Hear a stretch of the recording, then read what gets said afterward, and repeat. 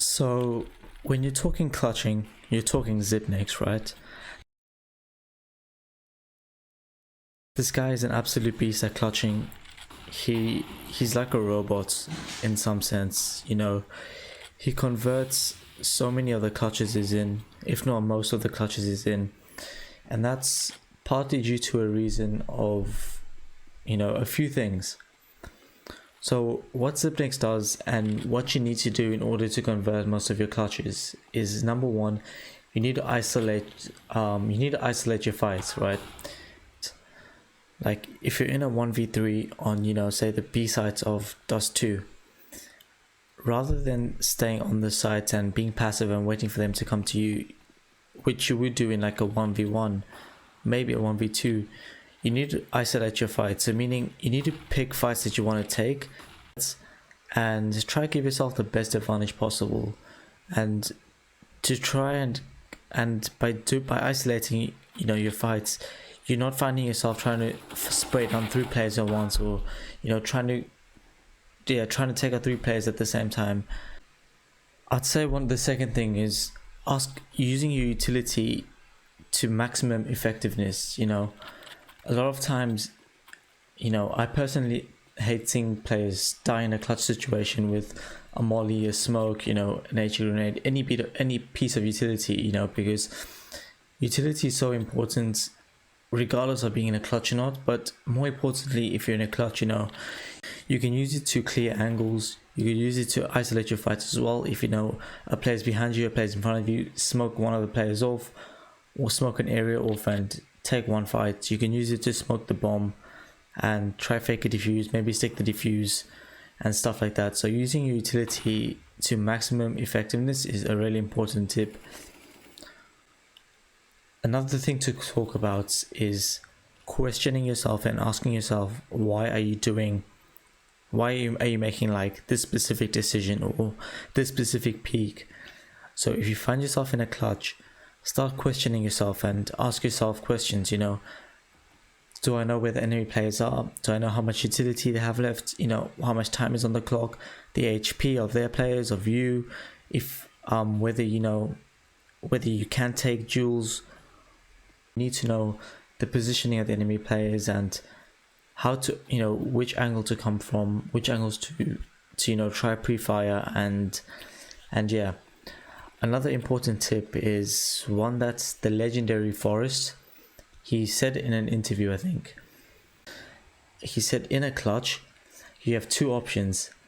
Number one is that you react faster than the opponents have to set up for you. So, you know, that means that the minute you're in a clutch, you know, you react so fast, you just burst on the sides, try to take the fight as fast as possible, so they don't have time to figure out what you're going to do. They don't have time to set up a crossfire, and, you know, yeah, they don't have time to prepare for you coming. Yep, so there's that option, and the other option is that you have a plan that's 10 times better than theirs, or a plan for the clutch that you know is way smarter than their capability of trying to counter you. And if you think about that, it's actually very, very true, you know. And I've used the latter part of that statement in most of my clutches. You know, I'm always trying to outsmart my opponents, and I'll show you guys 2 clips of how I use these tips, how I use all these tips to gain advantages in these clutches, which were in pretty crucial rounds. And yeah, I'll talk you guys through them as well. So I'm going to walk you guys through this clutch here. This one here, I've ended up in a 1v2, but I felt like I played this round really, really smart, and I used all of those points and all of the things I've learned over the years from watching the best clutches in CS history and understanding what they do and why they do things. So I'll talk you guys through this run here. So I managed to get into T-spawn. I pushed up middle, it was clear, and so I just had the read that, you know, my teammates were telling me that there's noise on A, so I wrap around to A side. Now I get here and I'm telling my the other guy on my team, let's see where he is. Okay, so he's in a smoke in the middle of the sides. I'm telling him, just don't make contact, just wait for me to come, then we can, you know, we can swing together. So I'm telling him just wait for me, but I'm not too sure. I think he like, or the smoke fades or something, and then he gets caught off guard. But so I end up in a 1v2. Okay, so he gets one and then he dies. So now I'm just sort of being patient here, trying to listen and trying to figure out what the ETs are doing, you know.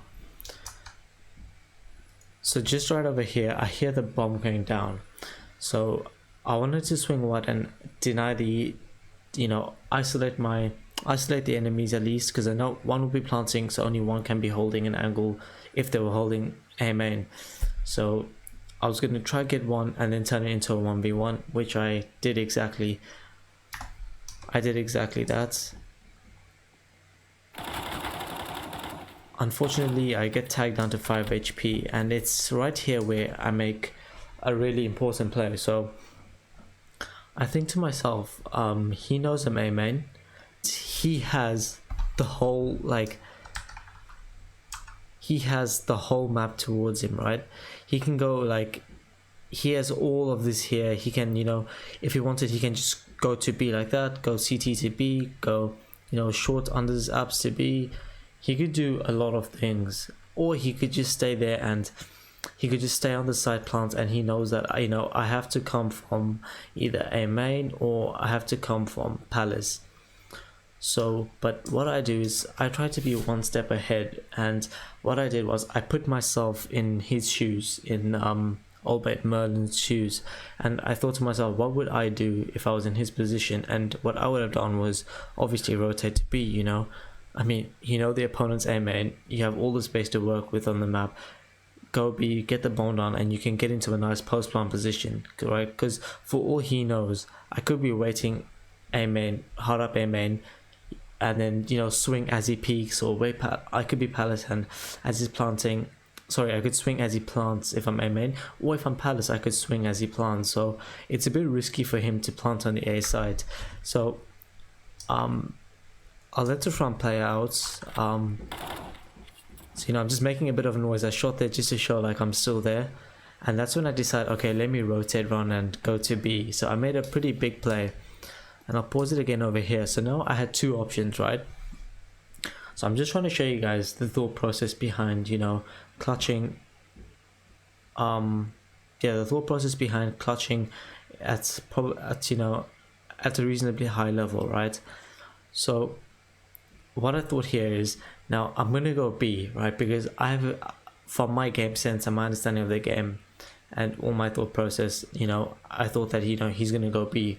So I can either go apps, and the benefits of going apps in this position, B apps, is if he, like, obviously, like, I can't see where he's on the map, so he could have rotated way earlier than he did, but if he got to the B side before me and got the bomb down, the last place he would expect me to be is apps, right? Because he'd think that I'm still A main and I'd have to run through sites to market or too short, right? He wouldn't expect me to really be apps.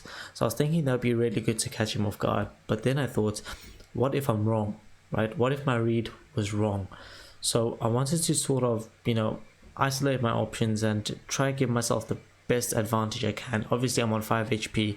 I don't have a lot going on my side, right?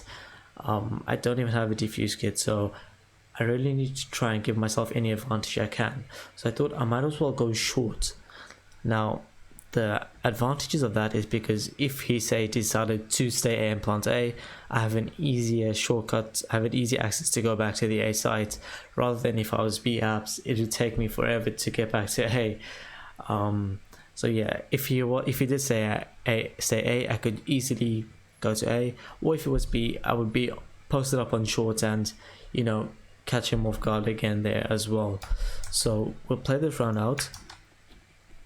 So you can see I'm going short, and now that's when he started the rotate. So, I mean, big brain play by me.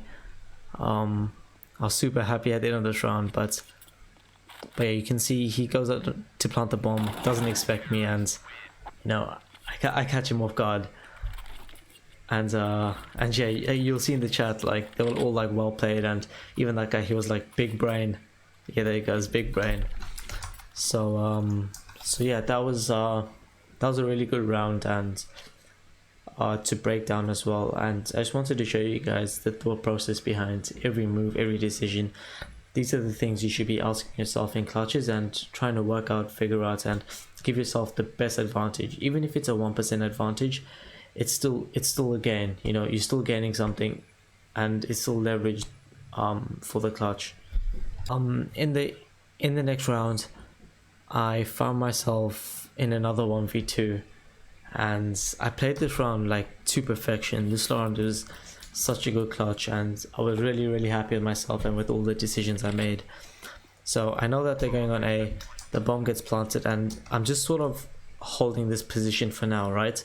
Just waiting a bit, waiting to see if anyone crosses, and try get some information to work with, right? Because right now the only thing I know is that the bomb's planted on A side. So you want to try and get all the information you can, you know. If I saw them throw a molly, try to work out where the molly came from. Okay, they are molly down, maybe they don't have much utility left, or try to work out where they are, or every detail you try and break it down into as much information as you can. So like this, I'm trying to, you know, work with my teammate. I'm saying, mate, just wait for me, just wait CT, don't peek. But yeah, he gets taken down. So I'm in a 1v2 here. The bomb's down. I do have a kit and I do have a smoke, so already I'm pretty confident going into this clutch. The good thing about having a smoke in a clutch, right, is throwing the smoke on the bomb causes so much trouble for the enemy side. They don't know whether you're going to defuse or whether you're going to fake it, and it really denies a lot of information from them. So what I do is, now I know one CT, that's for sure, because my teammate died and I looked on the radar and I could sort of figure it out, right? I don't think he conned to me that the guy was CT.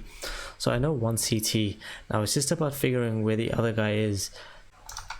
Yeah, so I know he could either be firebox, he could either be palace, he could be a main, sandwich, or under palace, right? So you sort of just want to clear those angles while also keeping an eye on CT. So it is a bit hard, but you just want to sort of try and use your game sense, and again, as I said, put yourself in their shoes. That's what helps me the best.